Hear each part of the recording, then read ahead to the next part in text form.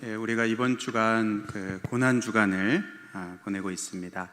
우리가 새벽마다 특별 새벽기도 주간을 보내고 있는데 이제 또 며칠 남아 있습니다. 계속해서 새벽을 깨워서 나오시는 우리 성도님들 되시기를 바랍니다. 우리가 이제 고난 주간을 보내고 또 주일에 부활주일을 또 맞이하게 이제 되는데, 여러분, 이 예수님의 이 십자가 죽으심과 또 부활하심은 바로 이 2000년 전에 있었던 그런 분명한 역사적인 사건입니다. 여러분, 이것을 믿으십니까? 역사적인 분명한 사건입니다. 우리가 예배 때마다 사도신경의 그 신앙 고백으로 이것을 이렇게 구체적으로 고백을 합니다.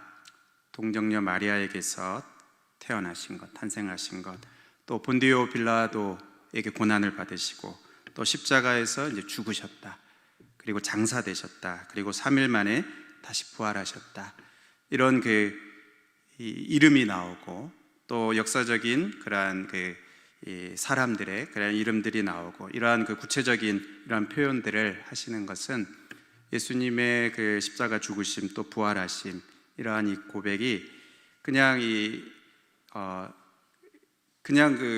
허구가 아니고 진짜 역사적인 사건, 그것을 역사적인 사실로 우리 성도들이 그것을 고백할 때마다 내가 이것을 믿습니다 하는 그 고백입니다. 그러니까 신앙 고백을 하는 성도들은 이것을 역사적인 사실로 믿는 자들입니다.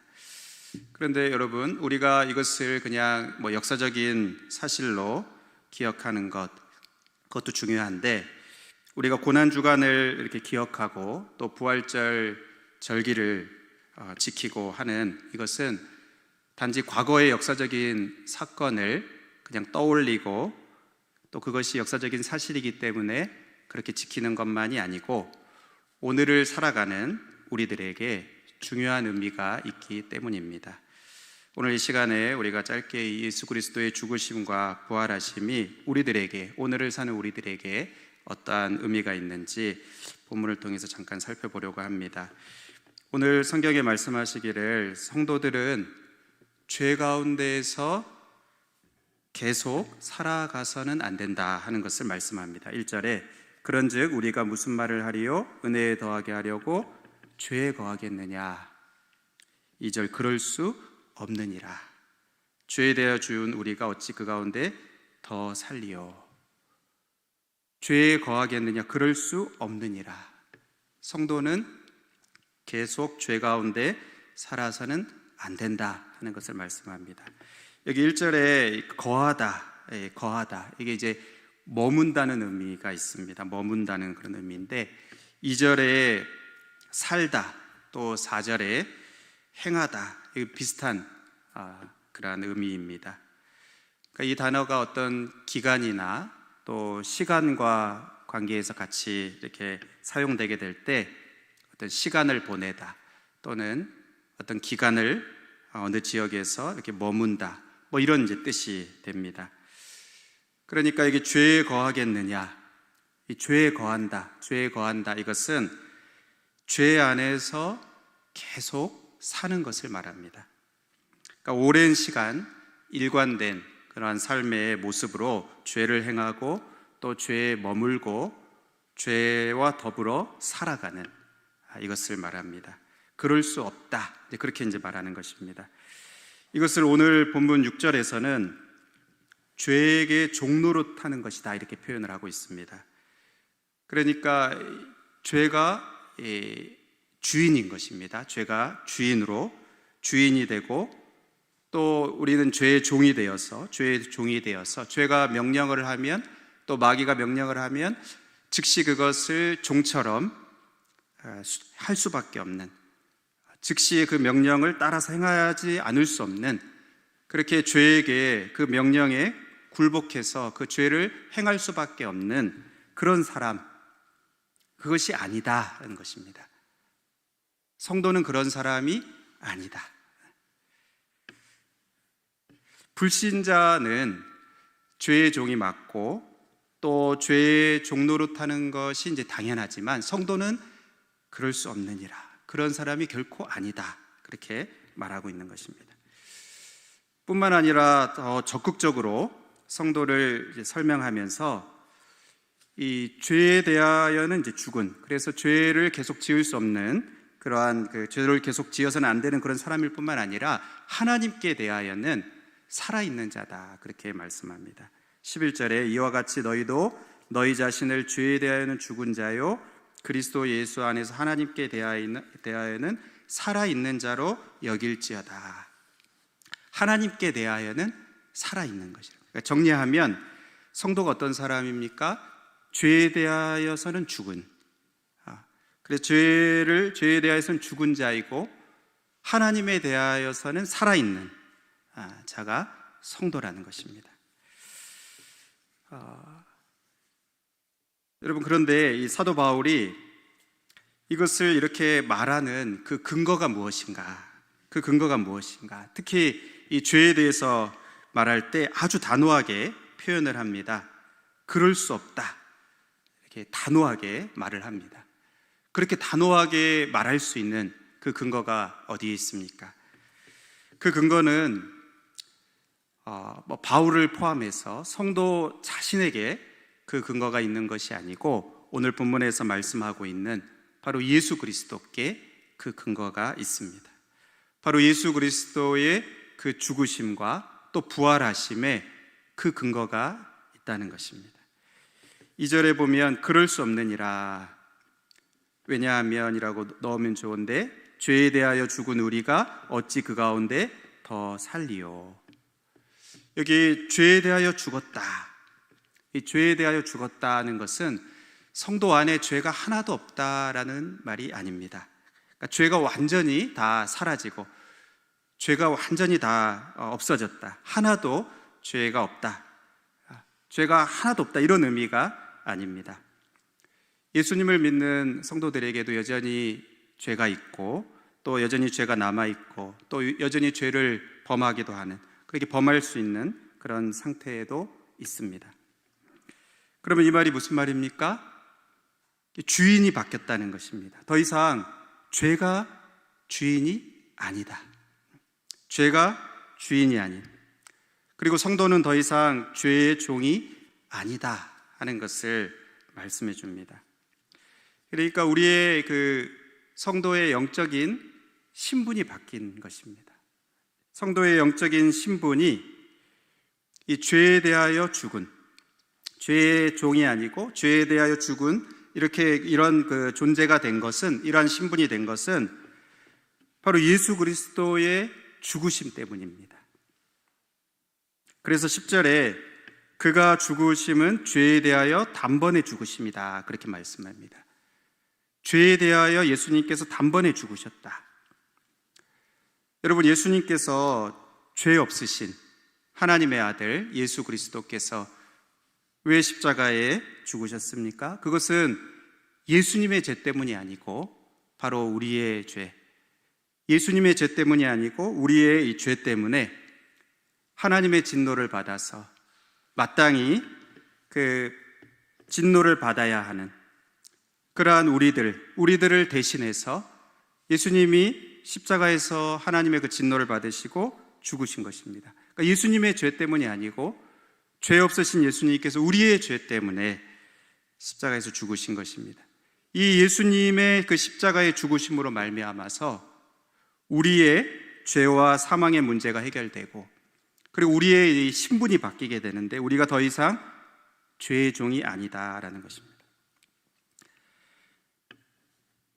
이 예수 그리스도의 죽으심 때문입니다.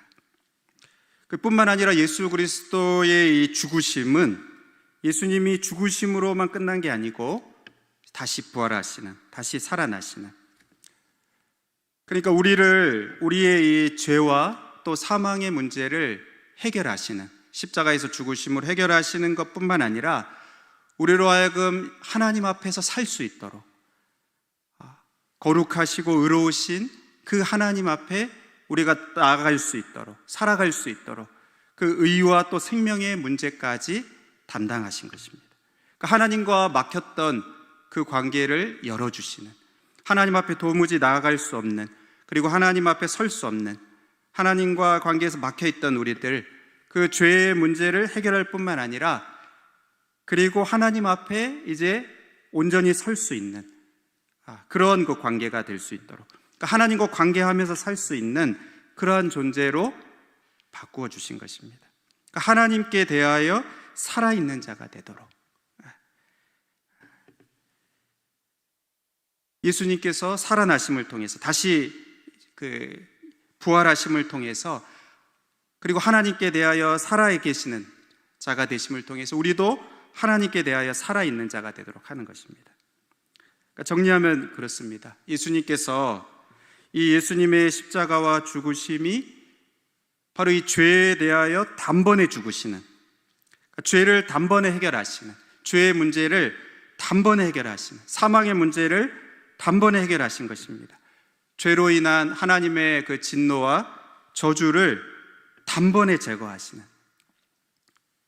뿐만 아니라 예수 그리스도께서 그 죽은 자 가운데서 살아나심을 통해서, 그리고 영원히 하나님께 대하여 살아 있으심을 통해서 하나님께 대하여 죽어있던 우리들, 하나님께 대하여 죽어있던 죄인들로 하여금 이제는 하나님께 대하여 살 수 있도록 하시는 그 일을 하신 것입니다.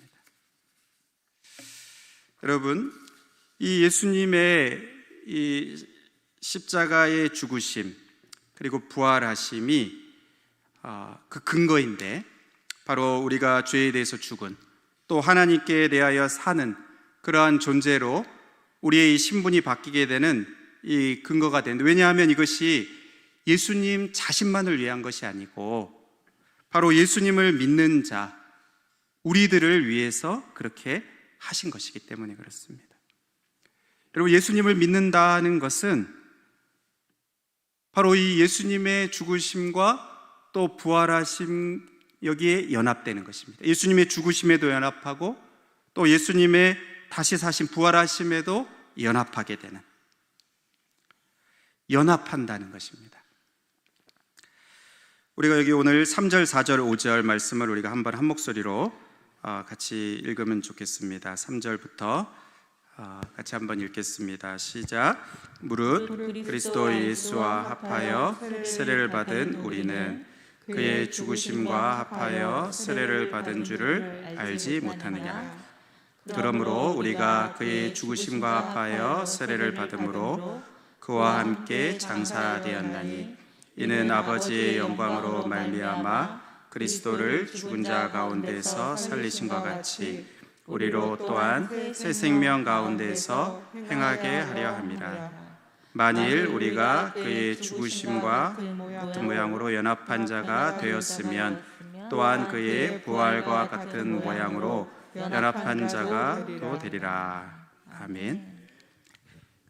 무릇 그리스도 예수와 합하여 세례를 받은 우리, 그러니까 예수님을 믿는 자, 결국 예수님을 믿는 자가 세례를 받지 않습니까? 그러니까 이 세례를 받을 때 그 물에 잠기고 또 다시 일어나는, 이게 이제 그리스도 예수와 함께 죽고 또 다시 사는 것을 이렇게 나타내는데, 바로 예수 그리스도를 믿는 자, 또 세례를 받은 자, 이 사람은 그리스도와 연합한 자라는 것입니다. 그냥 단지 예수 그리스도의 죽으심을 그냥 그 아는 정도가 아니고, 또 다시 살아나신 것을 그냥 그것을 혜택을 그냥 누리는 정도가 아니고, 그것을 어떻게 혜택을 누리냐면 연합돼서 누리게 되는 것입니다. 예수 그리스도와 함께 죽었고 또 예수 그리스도와 함께 살아서 그것을 예수 그리스도와 한 몸이 되어서 누리는 것입니다. 그러니까 이 근거가 아주 중요한 근거가 되는 것입니다. 예수님을 우리가 믿는다는 것은 단지 예수님이 2000년 전에 십자가에서 죽으셨다, 또 3일 만에 부활하셨다 하는 이러한 역사적인 사실로만 받아들이는 게 아니고, 그것에 그냥 동의하고 또 그것을 믿는 정도가 아니고, 바로 그것을 포함하지만 오늘을 살아가는 우리들에게 그 예수님의 죽으심이 바로 나의 죽음이고, 예수님의 그 사심이 바로 나의 사심이 되었어요. 실제적인 그 연합 관계에 있어서 예수님과 함께 죽고 사는, 예수님과 함께 연합되어서 그 혜택을 예수님이 누리시는 것과 같이 누리는 것입니다. 예수님이 죄에 대해서 단번에 죽으신 그것을 통해서 우리도, 그것을 믿는 우리도 죄에 대하여 죽은 자이다. 그리고 이전에는 하나님에 대하여서 죽어 있었고, 오히려 죄에 대해서 살고 하나님에 대해서 죽어 있었는데, 이제는 예수님이 하나님에 대해서 사심을 통해서 우리도 하나님께 대하여 살아있는 자로 이렇게 살아가는, 그러니까 바로 예수님이 누리신 이 은혜, 또 예수님의 이 혜택이 바로 우리들의 자신의 것이 되는 것입니다.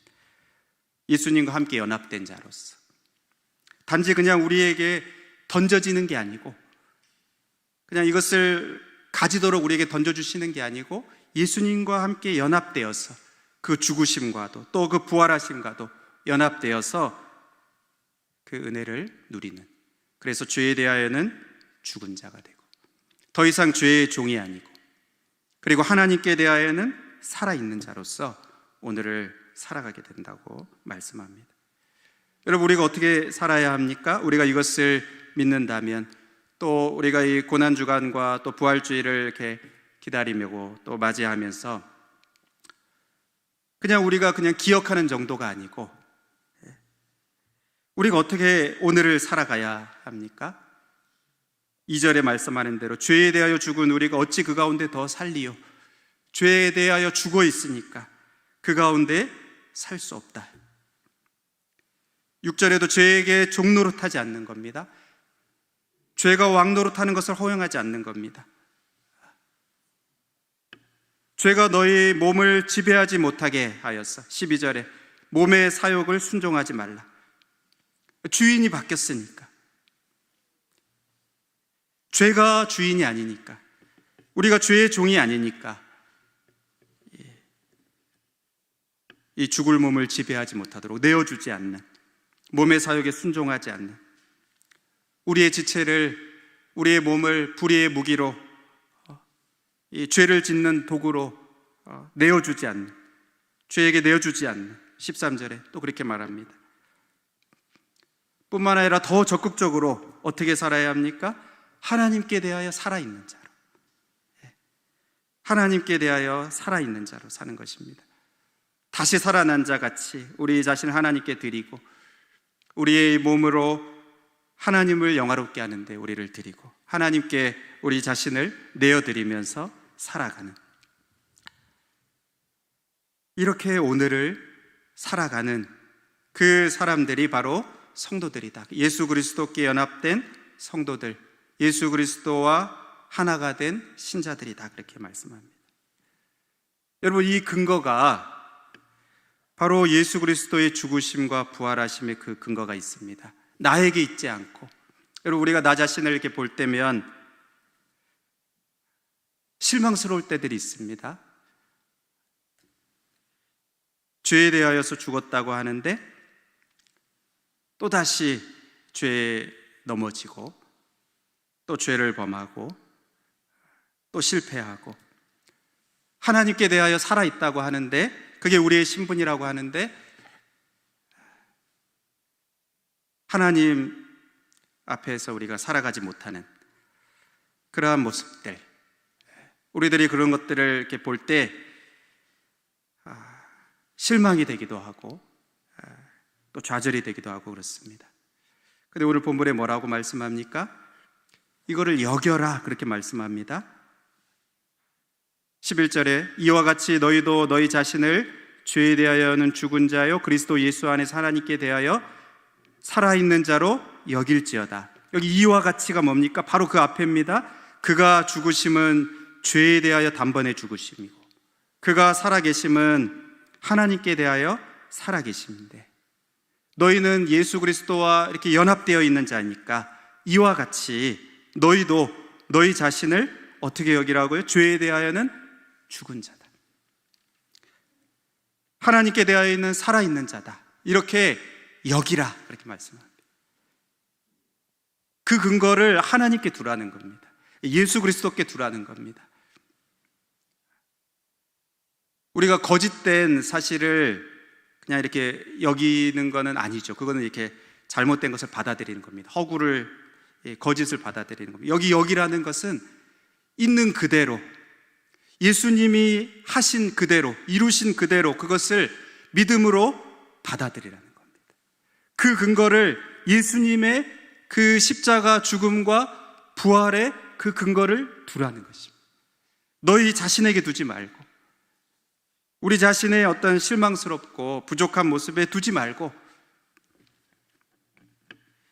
예수 그리스도께서 죽으신 그 분명한 사실, 또 예수 그리스도께서 다시 사신 그 분명한 사실, 여기에 너희의 그 믿음의 근거를 두고 그 가운데 뿌리를 내려서 그것을 그대로 받아들이라. 여겨라. 나는 예수 그리스도와 연합된 자로서 나의 주인이 바뀌었고, 나는 더 이상 죄의 종이 아니고, 더 이상 내가 죄를 범하면서 사는 것이 나의 모습이 아니고, 오히려 그리스도 예수 안에서 하나님과 하나님께 대하여 살아있는 자로서, 하나님과의 관계가 열린 자로서 하나님께 대하여 이렇게 살아있는 자로 날마다 살아가는, 그러한 오늘을 살아가는, 그것이 바로 나의 신분이고 나의 삶이 되어야 한다 하는 것을 오늘 사도 바울이 우리에게 말씀해 주고 있습니다.